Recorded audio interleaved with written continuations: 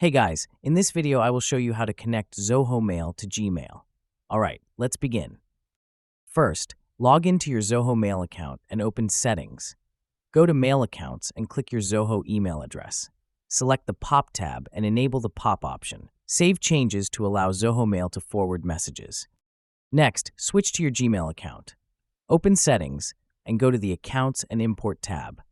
Under Check Mail from Other Accounts, click Add a Mail Account. Enter your full Zoho email address, then choose POP3 to continue. Now, enter the POP server details.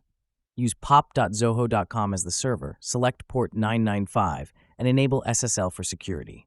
For the username, type your full Zoho email address again.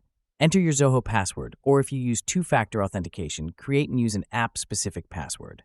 Finally, you can choose to label incoming messages for better organization.